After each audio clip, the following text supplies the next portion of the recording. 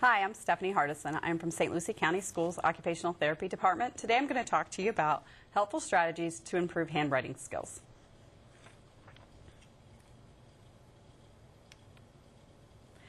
We like to look at it as a triangular foundation, with the foundation being the sensorimotor foundation, which is level 1. We call these the primary senses: taste, sight, smell, sound, and touch. Touch is used to alert the student to dangers to provide information about objects. There's also special senses that we look for in the therapy department. We look for the vestibular sense, which is its ability is to function is to provide information about our body and space. It tells us where the movement is up, down, fast, slow, or angular, and helps us to keep the level of arousal of the central nervous system balanced. The other sense is called your proprioceptive sense. Its function is to give information to the brain about where body parts are and what they are doing in space. The next level is reflexes. Reflexes are unplanned automatic movements that help a student respond to his world. They usually start at birth and develop up until the age of 6 or 7. Once the child is stressed, these reflexes may reoccur. Another area is postural mechanisms. This is the ability to keep oneself upright against gravity. For instance, sitting up in a chair or walking through the hallway or walking around the classroom. Another part of level 2 is the equilibrium reactions. This allows the student to change body position in order to keep from losing his balance. For instance, if a student is knocked off balance while walking down the hall, they basically are able to correct themselves without actually having to put their hands down. Level 3 in this triangular building block is visual perception. There's several different types of perception that we look at. The first one is form constancy. This is the ability to recognize a shape regardless of position or size. So for instance, if you have the letter A, you can turn the A upside down, you can turn the A on its side, and the child is able to recognize that it's still an A. Position in space. This is the ability to perceive spatial orientation of an object. Again, puzzles oftentimes work on space, position in space. Space visualization. This is the ability to mentally visualize how things fit together. There's no manipulation needed through use of your hands or physical manipulation of the object. This is when a person might come into the room and you've been working on a jigsaw puzzle for a long time and they're able to find that piece that you've been looking for.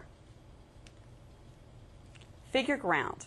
This is the ability to distinguish between foreground and background. For instance, if you have a penny sitting on a brown carpet, you're able to find that penny sitting on the ground. Or if you have a purple button on your shirt that's purple, you're able to distinguish between the button and the shirt. Children also do this in the activities such as the hidden pictures and the highlight books. Visual sequencing. This is the ability to determine a logical order. This is the pre-stages of reading. This is when children understand that letters put together often later on become words. They start sequencing by doing their ABCs, then they start putting patterns together, and then they're able to form words. We also have auditory perception. This is the ability to identify where a sound is coming from. So it's the ability to locate a sound in the room or locate a sound out in the hallway, but to know where that sound is coming from is important. Auditory sequencing is like the perceptual sequencing. It's the ability to repeat exactly what's been heard. And that's our ability to recall phone numbers or to put patterns to sounds that we hear. Level 4, which is the highest level of functioning, and this is what we expect our kids to do once they come to school. That's academic tasks, such as reading, writing, math, and intricate fine motor skills to help them accomplish these things. This is the top of our pyramid, and oftentimes the areas down below is what is impacting a child's ability to perform at this level. When we're talking about the ability to do handwriting, we need to look at efficient grasp patterns. How is the child holding their pencil or their crayons to see if they're able to do that properly? Are the muscles working good for them? There's 3 grasps that we would consider efficient. One is a tripod grasp, one is a quadruped grasp, and one is the adapted tripod grasp. And here is an example of what they look like. The tripod grasp you'll see most often, and that's referred to as like a 3-finger grasp. You'll notice the open web space. It's at the top, the open web space of the hand. The quadruped grasp, there's more fingers on this grasp. So it's not the tripod. There's 4 fingers typically on the grasp, but you still have that open web space. And then what we have, we call the adaptive tripod. And that is where the pencil is placed between the first 2 fingers and the thumb is being used to hold the pencil in place. But again, you have that open web space. This allows the muscles to work most efficiently for handwriting and allows the child not to get tired. When we're looking at children with poor grasp patterns for handwriting, it may be difficult to modify the grasp after the age of 7. So it's something we really need to look at early on. Some things we can do when we're looking at trying to modify is we could have the child write on a vertical surface. Writing on a vertical surface puts the hand in a better position to allow the appropriate grasp patterns. We can also offer pencil grips to help the child know exactly where to place their fingers on the pencil. And we can try a variety of pencils that are available out today. There are triangular pencils and other pencils that help the child understand where his fingers are supposed to be. This just shows you an example of writing on vertical surfaces. Not all handwriting needs to be done at the desktop. We can have the child up at an easel or up against the classroom wall performing handwriting activities. We can have them using a book on a vertical surface. We can also have them lay what we call prone on their belly with propped up on their elbows. And actually this provides the most input in the lower level of the triangle. It provides that proprioceptive input to allow the child to get more feedback about the handwriting experience. We could also have them do a half kneel position at a table. We can have them be on their hands and knees doing handwriting activities if they prefer, or even in a side-lying position. But these are all very good ways to get the hand in the proper position and still get the skill of handwriting that we're looking for. There are inefficient grasp patterns that many children today have developed. One is a thumb wrap, and that's where the child actually wraps their thumb around the pencil, around the first finger. We have what they call thumb tuck, and obviously the thumb is tucked under. The transpolar, the interdigital brace, the supinate grasp, and the index grip. Any of these grasp patterns will cause the child to become very tired during handwriting. It may affect the slant of their handwriting. It may affect the legibility of their handwriting. But in the long run, it's going to be a much more difficult thing to complete handwriting if they're utilizing these grasps. Just to give you an example, we have all the grasp patterns there. Probably the one we see the most often right now is the thumb wrap, as well as the index grip. Those are pretty common to see. In-hand manipulation skills. These are skills that develop around the age of 3, and they continue to develop up until 6 years, 7 years of age. This is the ability to manipulate objects in one hand. There are 3 different types. They involve the extrinsic muscles that originate in the forearm and provide wrist stability. They move fingers and thumb in gross extension and flexion patterns. Then there's the intrinsic muscles that originate distally to the wrist joint. The first one is translation. This is a linear movement of an object from the fingertips to the palm and back. We have 2 different types. We have what we call finger to palm, which is finger extension to flexion of the fingers, and palm to finger, which is finger flexion, or the hand is basically in a fist, to extension with the isolated thumb control. So the hands basically is coming from a flexed fist position to the fingers being extended. Classroom activities. Classroom activities for translation. Finger to palm translation without stabilization. Activities in the classroom could be crumpling paper or tissue to make an art project, or rolling pencil from fingers to palm. Translation would look like this, where the child's able to use just one hand to crumple the paper in his hand. Or the pencil activity, they can bring it from palm to fingers, or finger to palm.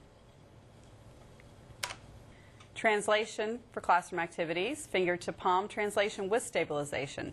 Picking up 3 blocks at one time, or playing light bright, removing pegs, holding them, and placing them in the holes. An example would look like this.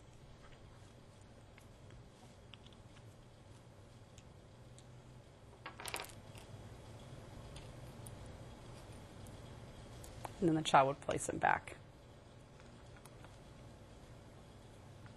using just one hand. Translation classroom activities, finger to palm translation without stabilization, also involves moving coins from palms to fingers to place in a gumball or machine or bank, or moving small objects into place into a container. Palm to finger translation with stabilization, holding several coins to place into a bank or parking meter, or picking up one utensil or tool, putting down one utensil or tool while holding several in one hand. So basically we could pick up several coins or several pegs in our hand, and if these were coins, we would then be able to put them into a slot. We could put them into the slot or into another person's hand, such as at paying at the register. We would be able to do that independently. Rotation. Rotation is movement of an object around one or more of its axes. There's two types of rotation. Simple rotation, which is rotation of an object by the thumb in opposition to the fingers, and complex rotation, which is rotation of an object requiring differentiated movements of the thumb and fingers. Classroom activities. Simple rotation without stabilization would be sharpening a pencil or crayon and a small handheld sharpener, or rolling clay to make several small beads. I'm going to do that with a block. And it's really just the ability the child is able to roll this into or form it into the circle or the shape that you're looking for. And they're able just to rotate it around. Simple rotation with stabilization is holding a small puzzle piece while rotating another to fit into form board, or holding key ring with keys, rotating correct one for placement. Complex rotation without stabilization. This is rotating the pencil for erasing or flipping over playing cards. For example, rotating the pencil. Child's basically able to write with the pencil and then turn the pencil over to erase and turn the pencil over to write again. And they're able to do this without using body parts or their other hand to switch the pencil to make the skill happen. Or if you're going to flip your cards, be able to completely flip them over using one hand. Complex rotation with stabilization, holding paper clips, turning over to clip onto papers, or rotating two dice around one another with one hand. An example of that would be, and I'm going to use the blocks to demonstrate it, is just the ability to move them around.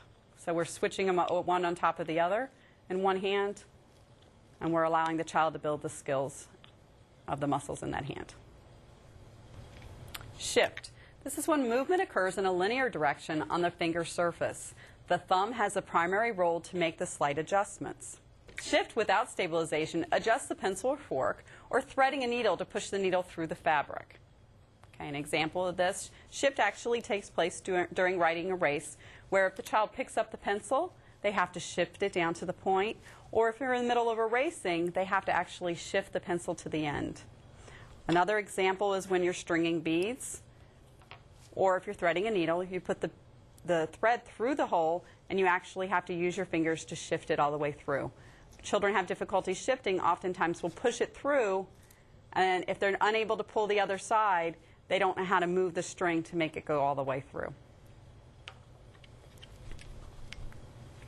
Shift with stabilization is holding a pen and pushing off the cap, or moving paper for cutting. Suggested classroom activities for fine motor. Fine motor activities are very important when we're looking at handwriting, and there's a lot of activities that are already in the classroom or can be set up in a section of the classroom to help a child improve their fine motor skills. You can use paper clips. Use large or small paper clips on cardboard or paper. Make a paper clip chain. You can use a staple remover to help the child get an appropriate grasp pattern. You can use clothespins, large or small, placed on side of a container or cardboard. This helps to develop the child's strength with his first finger and thumb. You can use pop beads, which are the small kind, to put together and make a chain. Safety pins. Use large or small safety pins to make a chain. Clip off tips with wire cutter to remove sharp tips. Belt loop clips. Attach to form chain or necklace. You can use small lacing cards. You can string beads or buttons and make patterns with colors, or have a design card that the child has to follow. These help with the shift that we're looking for when we're looking at in-hand manipulation skills. You can work with tweezers or tong activities. Many different size, shapes, and width of tweezers are used in activities. These can be used to sort, pick up objects, and count. Again, it helps to establish that three-point grasp pattern that we're looking for handwriting. can also use a pickle picker upper, which is a 3-point grabber. And this is to help use the thumb to extend the grabber instead of his finger pads. You can use clay or putty. These are more resistant than Play-Doh, and it can help build a child's strength. The child should roll out tiny pea-sized balls of clay between the thumb and index finger pads. 2 or more of the following components will make handwriting difficult. Legibility components. Legibility is the ability to read something at first glance.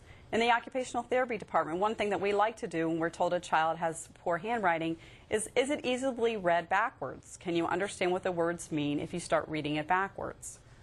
Letter formation. Are the letters correctly formed? Oftentimes, we don't look at how the child forms the letters until we sit down individually with the child, and then we can see that oftentimes they're doing a bottom-to-top formation instead of a top-to-bottom formation. And this can impact the slant, the alignment, and the spacing of those letters. Alignment, that's the ability to stay within the age-appropriate lines. Spacing is between letters and words. Uniformity is the key. They might be a little close or they might be a little far, but we're looking, is there a consistent pattern there? Size. The letters the same size as the other letters. There should be a distinct difference between the capital letters and the lowercase letters, as well as the letters that start in the middle of the lines or the letters that start at the top of the lines. Slant. We should see a consistent slant. When slant is inconsistent, oftentimes the child is spending a lot of time adjusting their pencil grip, or they're really not holding on to the paper correctly when they're writing. Strategies for the classroom. Teach proper letter forms to reduce reversals. Handwriting reversals typically disappear by the end of grade 2. So what we want to do is initially teach the child how to write the letters properly using the top-to-bottom approach. Use repeated tracing to reinforce correct letter forms. You can do this with different color highlighters or different color markers so that they're constantly changing what they're doing, and it gives them a visual cue of how that formation should occur. Practice tracing with highlighted letters again. Write the letters of the word with a colored highlighter marker and allow the student to trace the letters by writing on the highlighted road.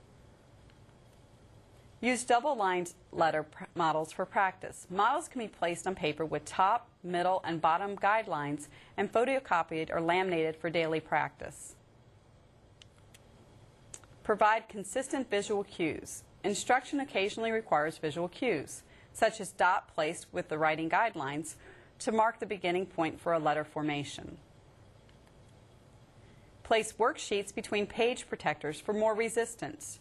Children receive more input through the muscles and joints used for writing by placing worksheets between the page protectors and then using grease pencils to write on.